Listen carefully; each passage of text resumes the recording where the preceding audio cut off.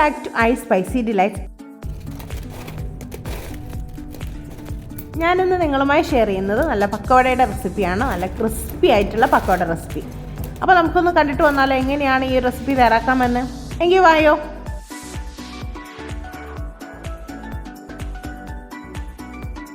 ഒരു ബൗളിലേക്ക് 1 cup കടലമാവും 1 cup വറുത്ത അരിപ്പൊടിയും കൂടി ചേർത്ത് ഇതുപോലെ മിക്സ് ചെയ്യാം. വറുത്ത അരിപ്പൊടി തന്നെ എടുക്കണം.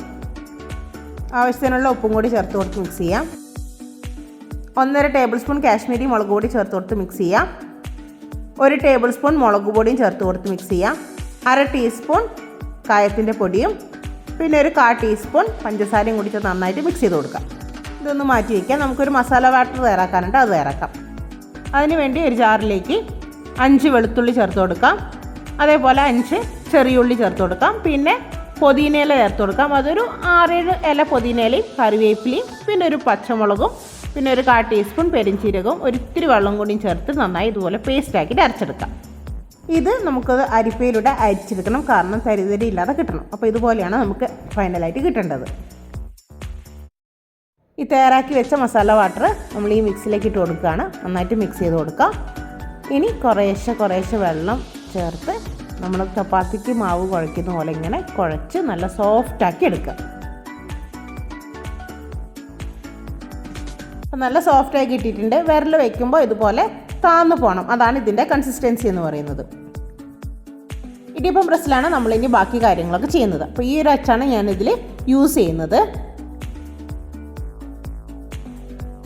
ഇനി ചെറിയ ബോൾസ് ആക്കിയിട്ട് നമ്മുടെ മാവ് ഈ ഒരു ഇടിയപ്പം പ്രസ്സിലേക്ക് ഇട്ട് കൊടുക്കാം.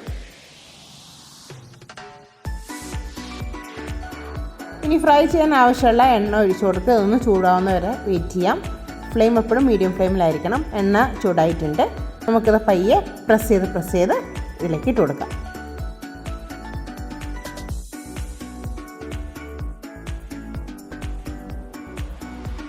മീഡിയം ഫ്ലെയിമിലിട്ട് തിരിച്ചും മറിച്ചിട്ട് കൊടുത്ത് നമുക്കിത് ഫ്രൈ ചെയ്തെടുക്കാം. ഇത് ഫ്രൈ ആയിട്ടുണ്ട്. നമുക്കിത് സ്ട്രെയിനറിലേക്ക് മാറ്റാം. ഇങ്ങനെ ബാക്കിയുള്ളതും ഇതുപോലെ ഫ്രൈ ചെയ്തെടുക്കാം. ഇനി നമുക്കിതിലേക്ക് കുറച്ച് കറിവേപ്പില ഇട്ട് കൊടുക്കാം. കാരണം കറിവേപ്പിലയും കൂടി ഇതിലിട്ടാലാണ് ആ ഒരു ടേസ്റ്റും കൂടി നമുക്ക് കിട്ടുള്ളൂ. അപ്പോൾ കറിവേപ്പിലയും കൂടി നമുക്ക് വറുത്ത് എടുക്കാം.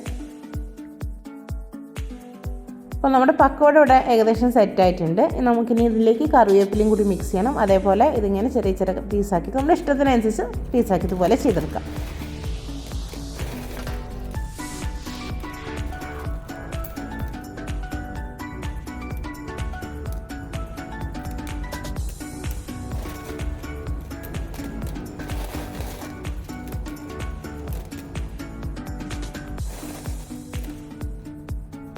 അപ്പോൾ നമ്മുടെ പക്കോട ഇവിടെ റെഡി ആയിട്ടുണ്ട്. വളരെ ഈസിയായി തയ്യാറാക്കാൻ പറ്റുന്ന ഒരു റെസിപ്പിയാണിത്. എല്ലാവരും ഇതൊന്ന് ട്രൈ ചെയ്ത് നോക്കുക. ട്രൈ ചെയ്ത് നോക്കിയതിന് ശേഷം നിങ്ങളുടെ ഫീഡ്ബാക്കും കൂടി ഒന്ന് അറിയിക്കണേ. വീഡിയോ ഇഷ്ടമായ ലൈക്ക് ചെയ്യാനും അതുപോലെ മാക്സിമം ഷെയർ ചെയ്തും കൂടി സപ്പോർട്ട് ചെയ്യണേ. എൻ്റെ ചാനൽ ആദ്യമായി കാണുന്നവരാണെങ്കിൽ ഇതുപോലത്തെ ഈസി റെസിപ്പികൾ കിട്ടാൻ എൻ്റെ ചാനലൊന്ന് സബ്സ്ക്രൈബ് ചെയ്തോളൂ. അടുത്തൊരു വീഡിയോയിൽ പുതിയൊരു അടിപൊളി റെസിപ്പിയുമായി നമുക്ക് വീണ്ടും കാണാം. ബൈ.